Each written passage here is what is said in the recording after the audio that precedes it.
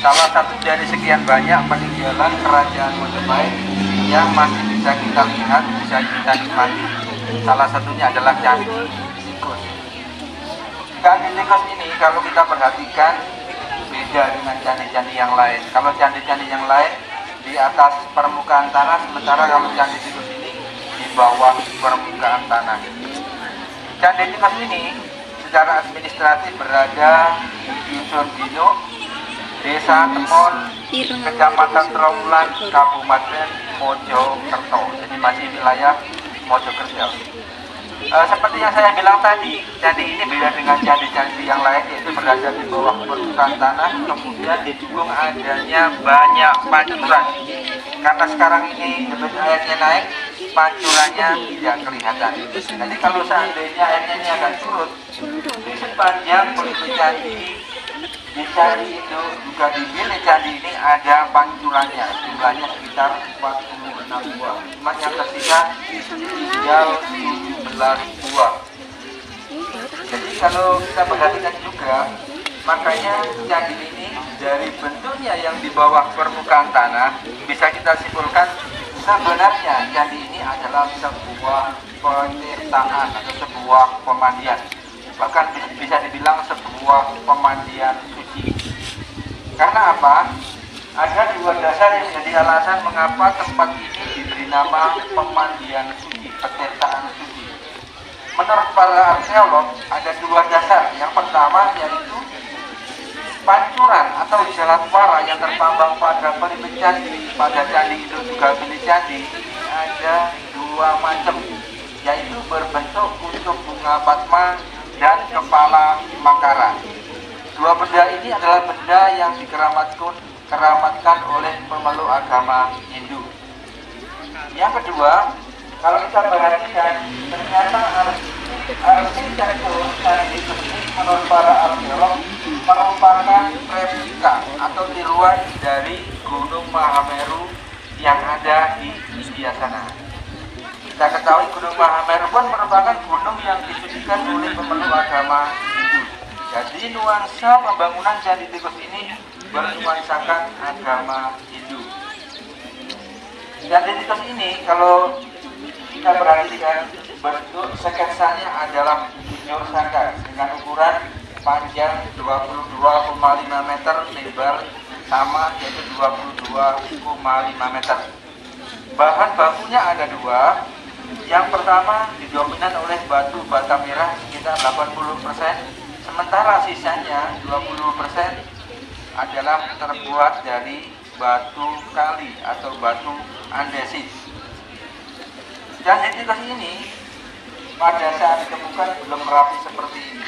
Ini adalah hasil pemugaran yang dilaksanakan beberapa kali. Diawali tahun 1916 merupakan ekskavasi penampakan secara keseluruhan, kemudian dilanjutkan pada tahun 1922-1923 adanya penelitian dan pemasangan kembali menara yang sudah runtuh. Menara yang paling tinggi itu pada masa Belanda tahun 1922 dipasang kembali dengan menggunakan semen dan juga dibuatkan gorong-gorong sebagai pembuangan alternatif, karena pembuangan yang semestinya yang berada di sebelah saya ini ada lubang setinggi 80 cm tidak berfungsi. Kemudian pemugaran yang paling besar ini dilaksanakan pada tahun 1985 sampai 1989 dan dinyatakan purna bugar tanggal 21 September 1989. Dan yang terakhir pada tahun 2007 penambahan menara yang ada sebelah timur itu ada sekitar 42 dengan tidak masih mendudukan menara-menara yang ada atau yang aslinya. Itu adalah hasil pemugaran beberapa kali. Seperti yang saya bilang tadi, candi ini adalah sebuah penciptaan suci, sebuah pemandian suci. Tapi dalam kenyataannya kok disebut Candi Tikus? Kira-kira kenapa? Dulu jadi Yang pasti ada hubungannya dengan Jadi kalau saya boleh cerita, ini diawali tahun 1914, penduduk daerah Dusun Linu ini masa pencariannya adalah bertani, bercocok tanam. Ketika itu tanaman mereka ludes habis dimakan tikus. Kemudian mereka mengadakan musyawarah dan mencapai mufakat, diadakan pengejaran. Dalam setiap kali pengejaran, ini tikus-tikus yang masih tersisa, yang masih hidup, larinya ke arah sebuah gundukan tanah berbatu.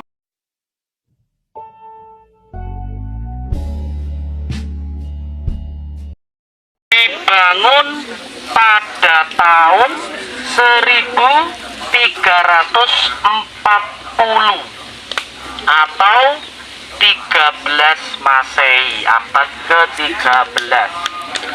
Jadi dibangun pada masa kerajaan Majapahit oleh raja ketiga yang bernama Tribhuwana Wijaya Tunggadewi sebagai tempat pendarmaan peringatan wafatnya seorang raja. Rajanya yang bernama Jaya Negara. Jadi Jaya Negara ini adalah raja kedua dari Majapahit setelah Raden Wijaya, ya. Jadi bangunan ini sebagai tempat pendarmaan raja kedua dari Majapahit yang bernama Jaya Negara. Jadi bangunan ini memiliki tinggi 16,5 meter dengan bentuk persegi 4 dengan lebar 10,5 dan tinggi 16,5.